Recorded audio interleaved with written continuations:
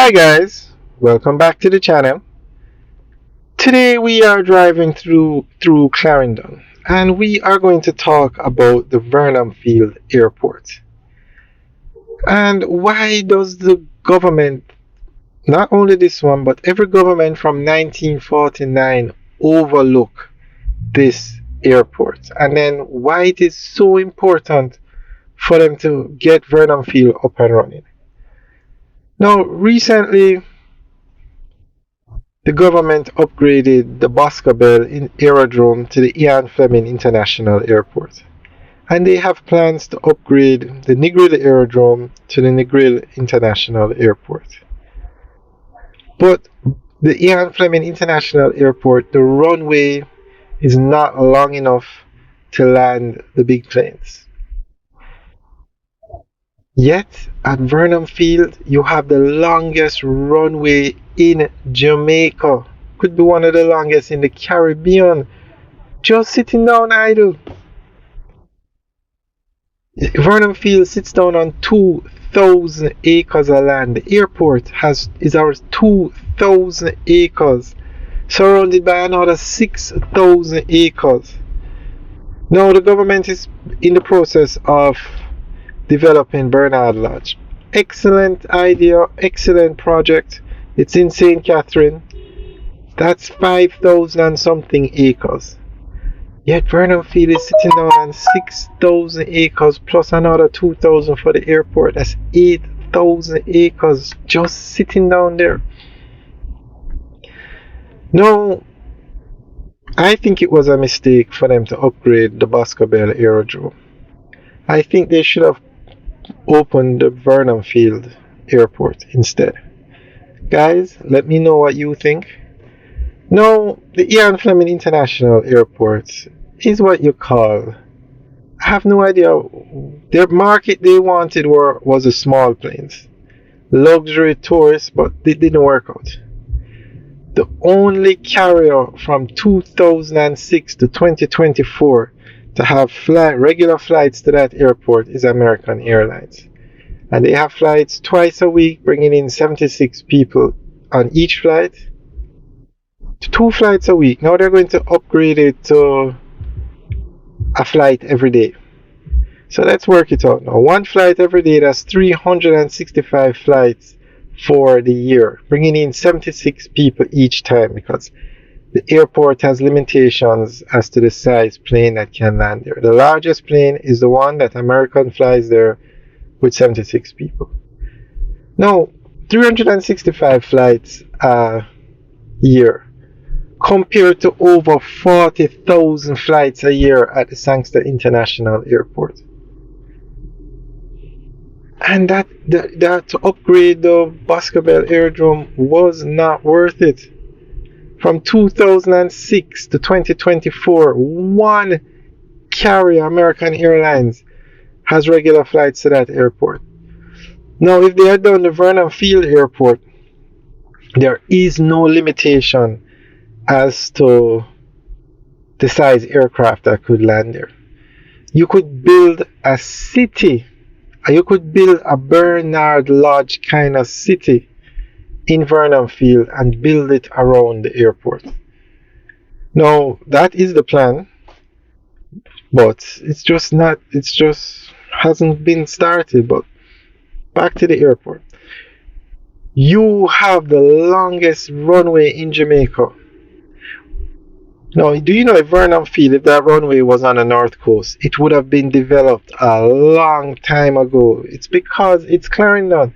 And there is no tourism entities in Clarendon, and there probably never will be. Nothing like the North Coast. St. Catherine, Clarendon, Manchester does not have tourism. The North Coast is where you find the tourists. And that is why the Sangster International Airport is so busy. But the Sangster International Airport carries in about 6 million passengers a year. It is close to the maximum it can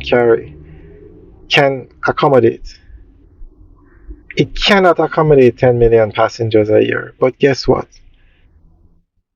If you build out Vernamfield, it can manage all the passengers that come into Jamaica. Everyone. 2,000 acres. It probably would be the largest airport in the Caribbean. And it's just sitting down there idle. Now, you, you can't really blame, well, let's just put it this way. What's done is done. But going forward, I think they seriously need to look at this airport, because the Negril airport will not be able to land the big planes, and it will never be able to manage a volume of passengers like the Sangster International Airport. The Ian Fleming International Airport, as we said, 365 flights a year versus 40,000 flights a year. It's a huge difference. Jamaica needs a real third international airport. Ian Fleming Airport, it's not getting the job done. Now, with 76 passengers on the plane, you see how many people want to travel to Ocho Rios. Can you imagine if they had this kind of the Vernamfield type airport in Ocho Rios? It would have more passengers coming in than Montego Bay. But what they need to do is build out Vernamfield and then have passengers come in and then move from Vernamfield via connecting flight to Ocho Rios or Negril or Montego Bay or Kingston. That's what I think they should do. There is nowhere else I can think of in Jamaica that you could build out an airport of this size. I mean, the facility, it was an airport before. Now to take the North Coast, there is nowhere in Ocho Rios. It's fully booked to be built out. Miami Bay, Draxel, Richmond, I don't see anywhere there for an airport. I think they need to seriously look at Vernamfield, land the passengers there. They can go via highway to the different parts or connecting flights. But it's because there is no tourism entity in Maypen why I think they have, in Clarendon or the South Coast, why Vernamfield has been left idle. But the passengers can come in and get connecting flights to other parts in Jamaica, other parts of Jamaica. Or, I mean, there is no highway that takes you from Maypen to the North Coast, but there needs to be.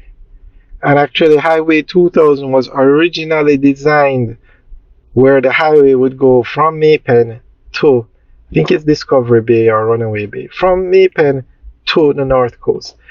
But they scrapped that leg of the highway and realigned it. Now, the tourism industry in Jamaica is growing. And it's just a matter of time before the Sangster International Airport is at its peak. Now we have so many hotels under construction on the North Coast and so many massive ones to come. How are we going to get all these people to Jamaica? The Norman Mann International Airport is there. But that's even further than Maypen to the North Coast.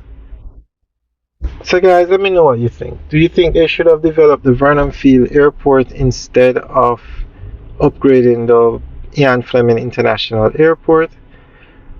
Leave your comments in the section below, and I think the time has come to seriously look into setting back up Vernamfield.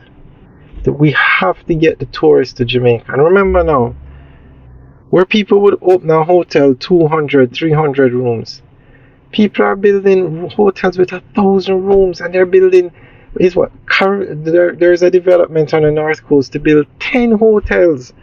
Unico and is building 3 hotels in Montego Bay. Harmony Cove is another massive development. So the hotels are being built, and we need more airports. Alright guys, thanks for taking a tour with us today. Remember to like, share and subscribe.